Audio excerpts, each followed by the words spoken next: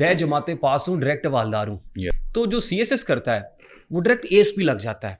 CSS ऐसा नहीं है कि आपने बुक उठाई, एक बुक पढ़ी, 2 कागज पढ़े और आप अपेयर हुए और आपने ज्वाइन कर लिया।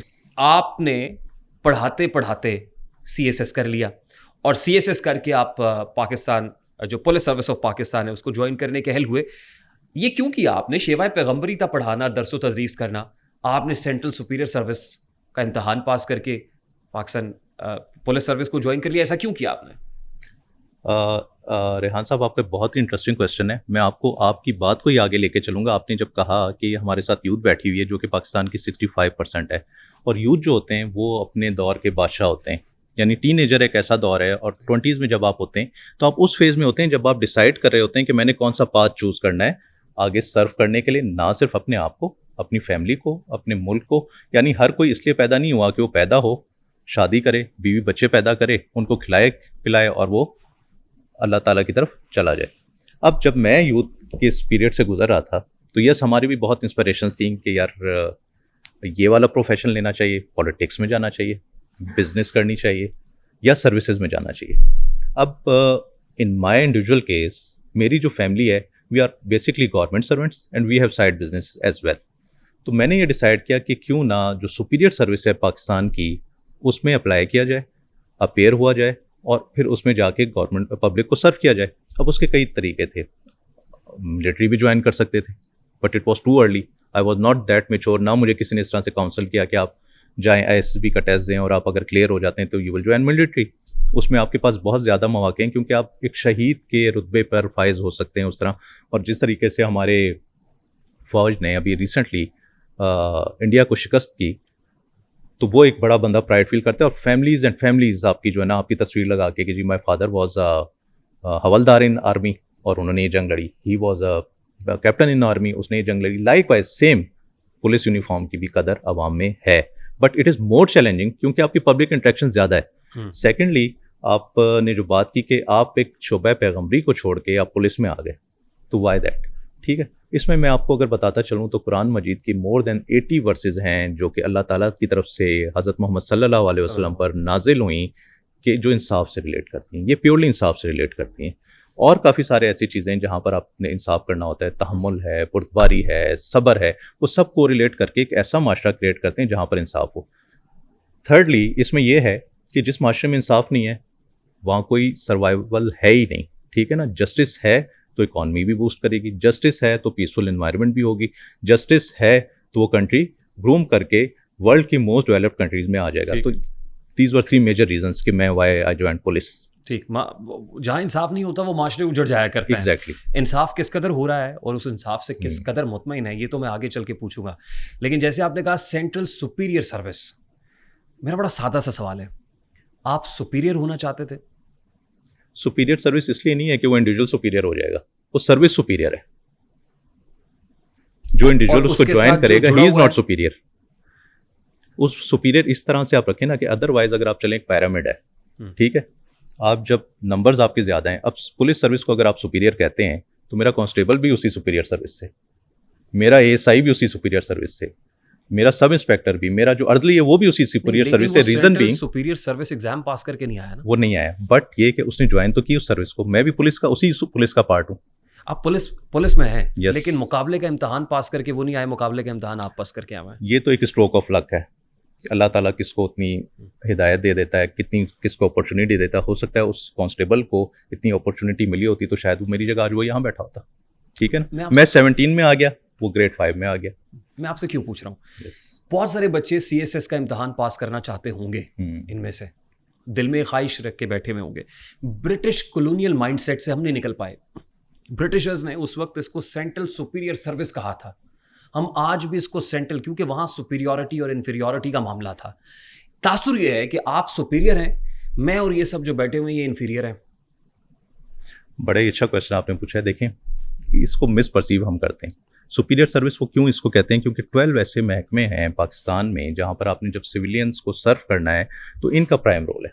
ये इरिगेशन डिपार्टमेंट नहीं है, ये एग्रीकल्चर डिपार्टमेंट नहीं है, ठीक है, ये कोई हेल्थ का ऐसा महकमा नहीं है जब आप एज अ डॉक्टर जा रहे हो। यकीनन वहाँ पर क्रीम हमारी पहले हेल्थ में जाती थी जब हम स्टूडेंट्स थे, 2nd नंबर पे इंजीनियर्स होते थे, 3rd नंबर पर फार्मेसी, और ये ज्वाइन कर ली। देन आप इनमें आ गए, इन एग्जाम्स में आप अपेयर होना शुरू करते हैं and appointed as SO AC। Balochistan में तो पुलिस सर्विस का इस तरह से एग्ज़ाम नहीं होता था, बट जब ये सेंट्रल सुपीरियर सर्विस का एग्ज़ाम होता है तो उसमें आप ASP आ सकते हैं। देखें, सबसे पहले तो आपको मैं एक फिगर दूँ, जब मैंने CSS किया था 14,000 एस्पायरेंट्स थे इन सीट्स के, अपेयर होते हैं अराउंड 3,000, क्वालिफाई करते हैं 198, इंटरव्यू डिसक्वालीफाई करते हैं 4, 194 क्वालिफाई करते हैं। नंबर ऑफ सीट्स आपको पता है कितनी थी? 354। सक्सेस रेशियो इतनी कम क्यों? 200 सीट्स क्यों कम हुई? वो एजुकेशन हमारी, यस देखें, जो primary purpose of the government है ना, education and health, income tax collection और police as a arm of state है जो कि 5वें 6ठे नंबर पर आती है। प्राइमरी जो पर्पस है वो हमारा ये कि एजुकेट करें सोसाइटी को, सर हम उनको हेल्थ फैसिलिटीज प्रोवाइड करें। होता है सर जो ऐसे पास कर लेता है? नहीं, ऐसे जो पास करता है वो पास होता है, और जो सक्सेस रेशियो होती है वो भी इसलिए कम होती है कि ऐसे फेल करने वाले बहुत होते हैं। अब एक ऐसे राइटिंग के ऊपर आप ये तयन कैसे कर सकते हैं कि आप ASP लगेंगे या फॉरेन ऑफिस के अंदर जाएंगे या डिस्ट्रिक्ट मैनेजमेंट ग्रुप को ज्वाइन करेंगे? सवाल मेरा बड़ा सादा सा है।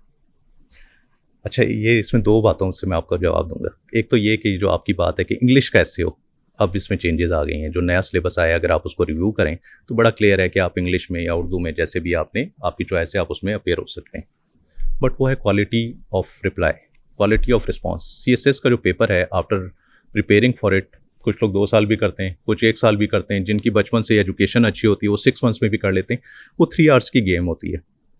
जो आपने बात की, जो पहला पेपर है जो कि CSS में इंग्लिश एसे का होता है, जब अपेयर होते हैं उसके अंदर, तो 3 आवर्स जिसने अच्छे अपने माइंड को मैनेज किया, उसने आउटलाइन बनाई, उसने मेन बॉडी लिखी, कंक्लूड अच्छा किया, वो सारा कुछ करके, चाहे वो ऐसे आप 1 घंटे में, मैंने अपना ऐसे 1 hour 30 minutes में लिखा था, ठीक है ना। बाकी मैंने टाइम दिया था आउटलाइन पर और उसको रिव्यू करने पर। क्या वो एक ऐसे बताता है कि एक ऑफिसर की डिसीजन मेकिंग स्किल्स बहुत अच्छी होंगी? क्योंकि हमने फील्ड में बहुत सारे ऐसे ऑफिसर्स को देखा है जो डिसीजन ही नहीं ले पा रहे होते हैं। यस, ये तो फर्स्ट पेपर की बात हुई ना। उसके बाद 6 पेपर्स हैं टोटल जो कि मैंडेटरी थे। आपने हर पेपर को इंडिविजुअली, कोई इस्लामियात में भी फेल हो जाए तो he is not eligible for CSS। Obviously मेरा सवाल ये है कि उसमें जिसने पुलिस सर्विस को ज्वाइन करना था उसे तो उस रेलिवेंट सब्जेक्ट के सवाल होने चाहिए थे, या वो सब्जेक्ट होना चाहिए था कि ये पुलिस के लिए रेडी कर रहे हैं हम, तो वो सवालात उस तरीके से तैयार किए जाएं, रादर देन कि आप इस्लामियात या ज्योग्राफी या कोई और फॉरेस्ट्री पढ़ के या पंजाबी पढ़ के या पर्शियन रख के ये बताएं कि ये ASP साहब है क्योंकि इन्होंने टॉप किया है,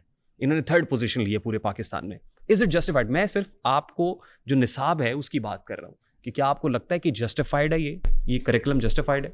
देखिए, this is not happening for CSS services as, ठीक है ना।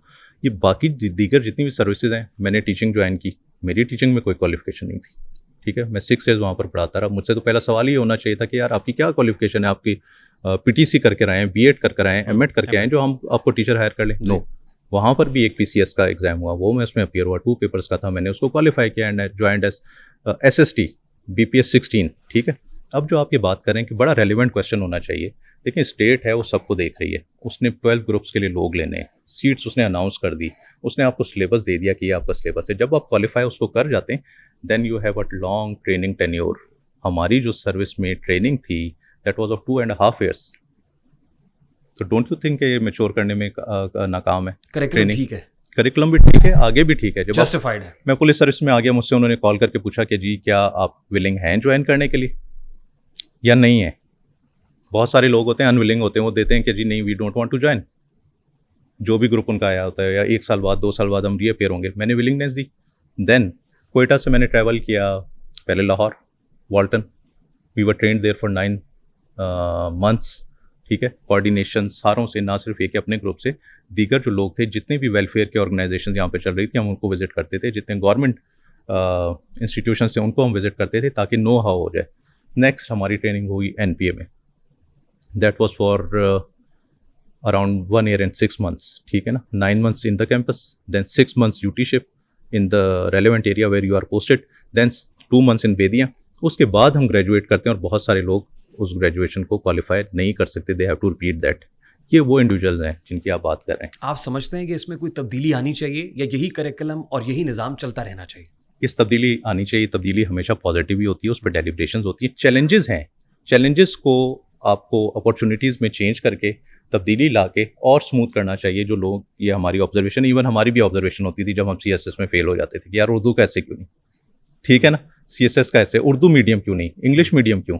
एक पेपर था इस्लामियात का, उसमें आपके पास चॉइस थी कि आप इसको उर्दू में लें या इंग्लिश में लें। सेकेंडली मेरा उर्दू लिटरेचर भी था, ठीक है ना, वो भी मैंने रखा था क्योंकि मेरी मदर उर्दू की टीचर थी मेरी, और जो उर्दू सब्जेक्ट था वो मेरा फेवरेट रहा हमेशा से, तो मैंने उर्दू में वो भी किया। उर्दू अदब से आपका लगाव रहा है? उर्दू अदब से मेरा लगाव रहा है, लेकिन मुझे शेर नहीं याद होते। अच्छा ठीक है, चलिए इस मुश्किल में हम आपको नहीं डालेंगे।